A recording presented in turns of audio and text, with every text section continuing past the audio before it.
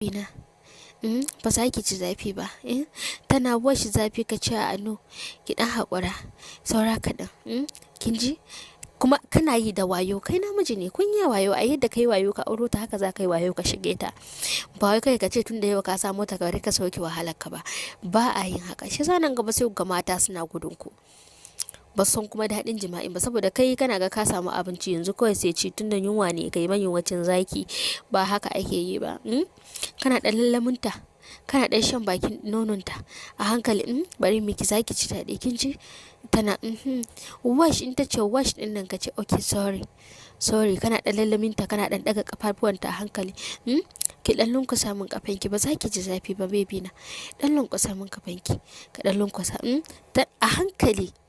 Kun fahimta? Gently sai kana shiganta. In ta ce wash ɗin nan to zafi ko? Sorry, zai ƙare yanzu. Wayyo Allah na, kana yi haƙuri mama na.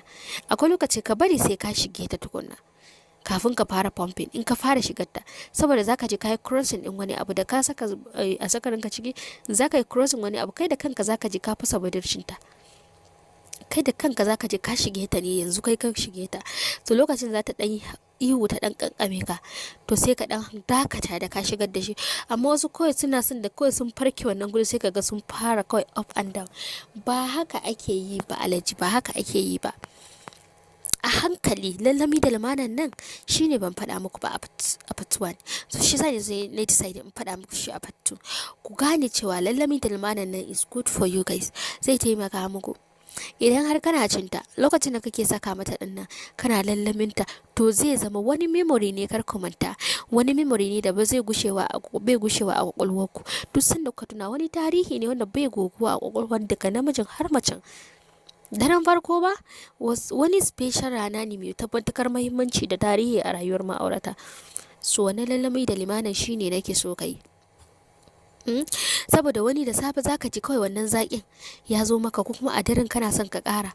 To idan baka iya lallaminta ba, wallahi ji za ta yi kamar ta mutu, kamar ta koma gidansu. Kuma ka bar wasa, wata in tana kuka tana wayyo zan koma gida, kar ka bar wai wasa take. A lokacin in ka ce da tafi gida, wallahi tafiya za ta yi. Allah tafiya za ta yi, saboda azaban da take ji a lokacin yana da zafi. So amma idan ka iya mata a hankali to sai kaga ta yi shi. To kuma ba wai duka aka ce sai dole ranar zaka gama shigar ta ba. Gaskiya idan wani social din karamar yarinya ce sosai ka yi a hankali, ba wai kawai ka shige ta burin sai ka shige ta directly ba. Sai mutane sun zo sun gane cewa ka yi sadu da ita, ba ta iya tafiya, ba ta da mi. A hankali gently, yadda ita ma tana jin zafin. Duk wata mace da ta ce ta kwana gidan mijinta an yi jima'i da ita, wai an ganta garau, ƙarya ne.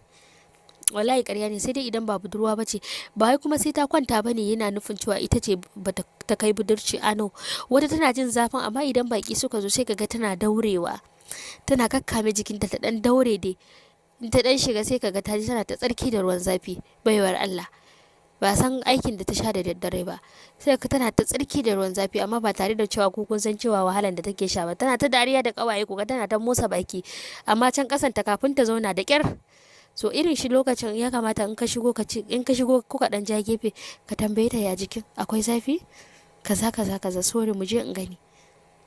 Ka cire mata kunya tun daren farko.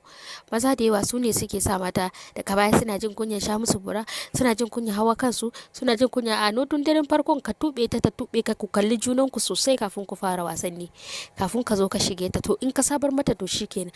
Amma sai ka ga mace sai ka zo kana ce sha min bura, sai da cewa ni kunya nake ji, ni ba zan iya ba, ko kuma tube min kaya, ni kunya nake ji ba zan iya ba. To tun a daren farko ake yin shi, kun gane? To ku kama mana